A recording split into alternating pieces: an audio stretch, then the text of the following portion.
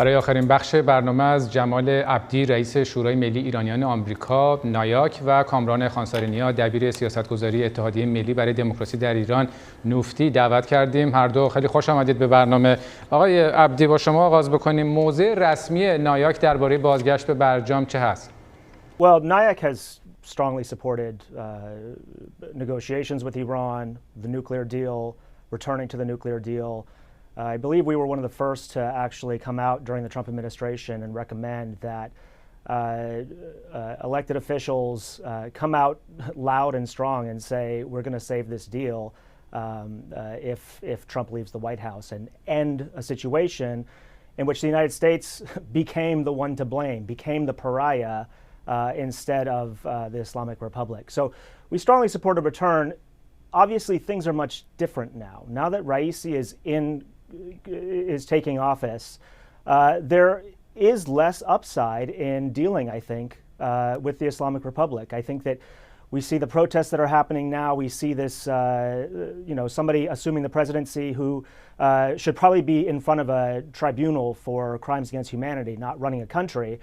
And so, at NIAC, we want diplomacy, but we don't do it because we like the Islamic Republic or we think there are some great people on that side of things. We advocate for diplomacy and return to the Iran nuclear deal as a first step in diplomacy because of how bad the alternatives are. And because the alternative to diplomacy is either low-grade warfare, which is the sanctions that we see undermining civil society in Iran, undermining Iran's middle class, undermining the fundamental building blocks for a future democracy, or we see medium-scale war, the types of sabotage and assassination and terrorism and kidnapping, or we see all-out war. And those, I think, are much poorer alternatives to actually entering negotiations, being at the table, and trying to find a way to peacefully resolve the challenges that we have with Iran.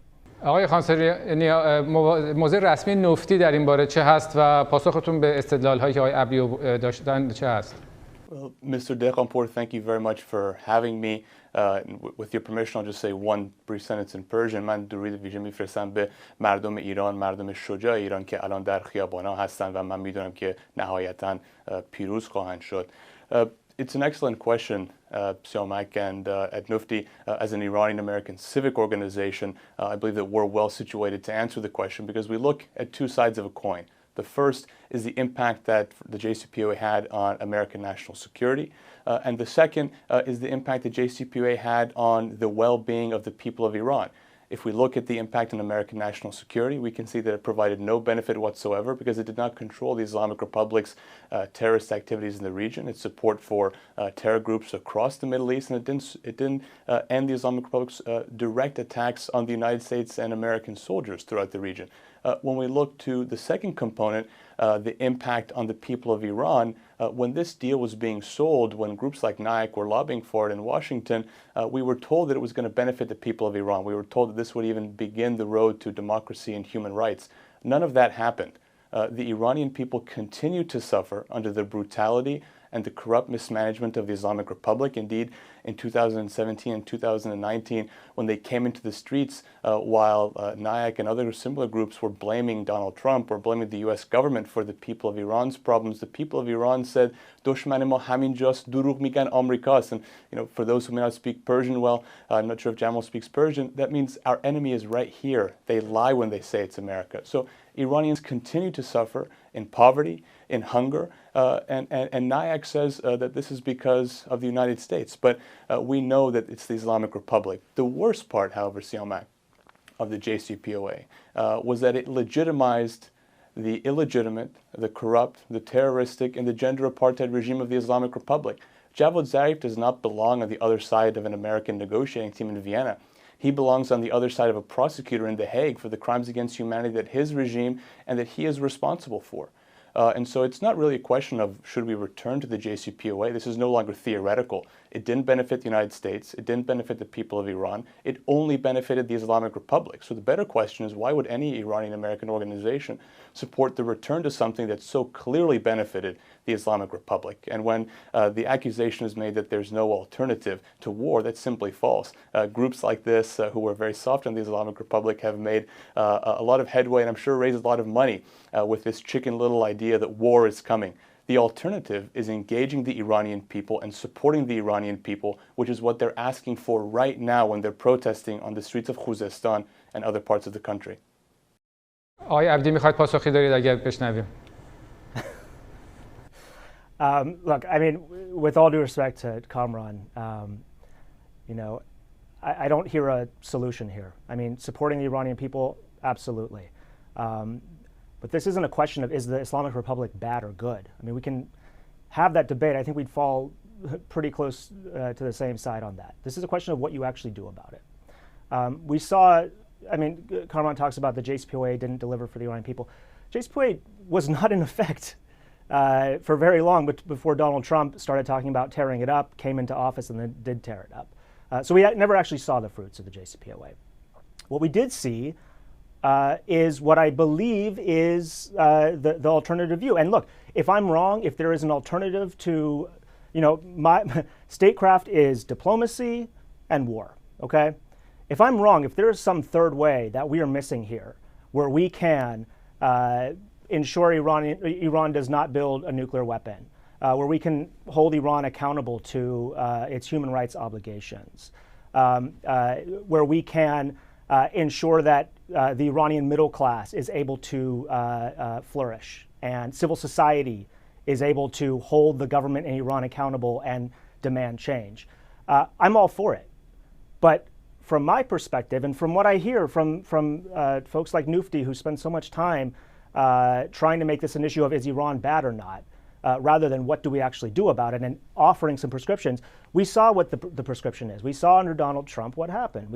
And you know, by no means are we saying that the Islamic Republic isn't ultimately the most accountable party for the suffering of Iranians. That has never been said. What we are saying is that as American citizens who have a vote for this government, who actually live in a democracy, we have control over what our government does. And if our government is doing what they did under maximum pressure, which continues to this day, we see the middle class shrinking. Iran's middle class used to be close to a majority. Now it's closer to 30%. The middle class is the most important tool for democracy. That is the most important way to actually have a democracy movement from inside the country. We see Iranians going into poverty. Now 40% or more of Iranians are now in poverty. Of course that's because of the mismanagement of the Islamic Republic. Of course that's because of the corruption by officials, whether it's Ahmadinejad or Raisi or Rouhani. There is corruption. Yes, absolutely.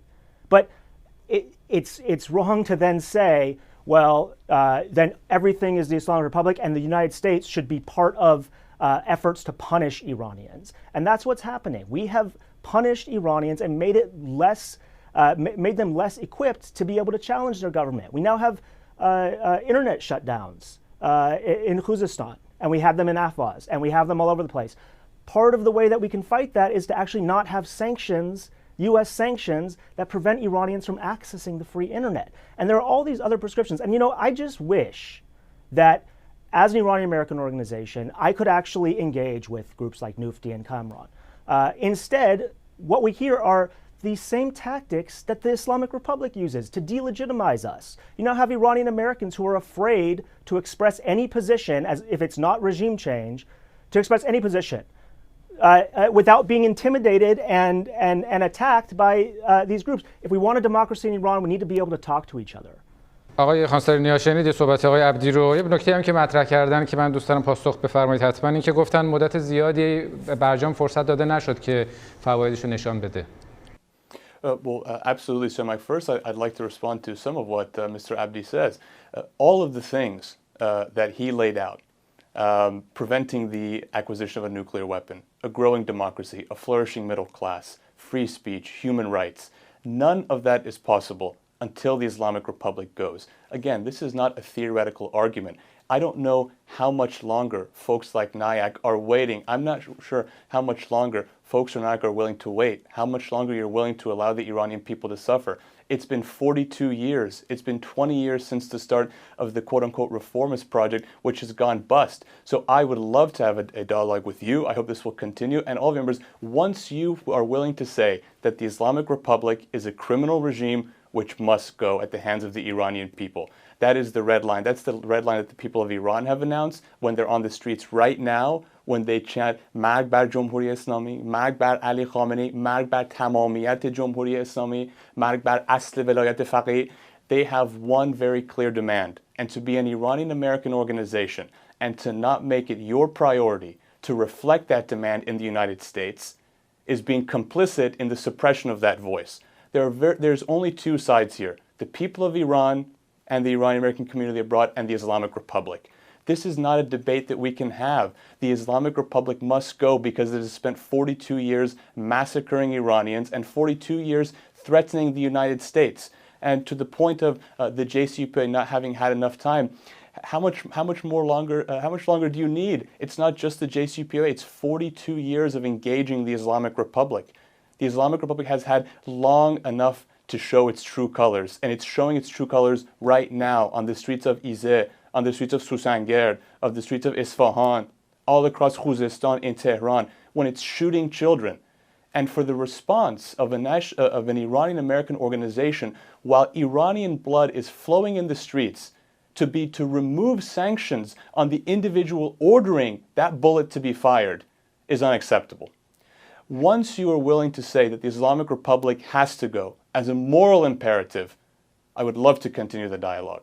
Comrade, how are you going to get rid of the Islamic Republic? Are you going to fly Pahlavi into Tehran and he's going to take over? Sepah's going to lay down their weapons? I don't understand. I am telling you, I can't go to Iran. My colleagues at NIAC, we can't travel to Iran. We are no friends of the Islamic Republic. How are you going to get rid of the Islamic Republic? It's not up for me to do regime change, okay? The democracy happens internally. It has to happen organically. And I want to hear from you. Tell me, what is the prescription? Is it more sanctions? Is it dialogue with the opposition groups? Then what? How do we get rid of the Islamic Republic?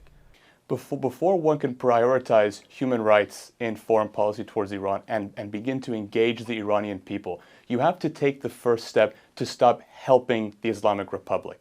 And the position that groups like NIAC and other groups which are soft on or affiliated with the Islamic Republic or its officials like Javad Zarif have long taken to give the regime billions of dollars to slaughter the people of Iran is the first step that has to be stopped. Once you stop writing the people who are killing Iranians checks, then we can talk about specifically steps that can be taken. آقای خانسارینی خیلی تشکر میکنم. میخوام صحبتتون رو قطع میکنم. آقای عبدی از شما هم تشکر میکنم.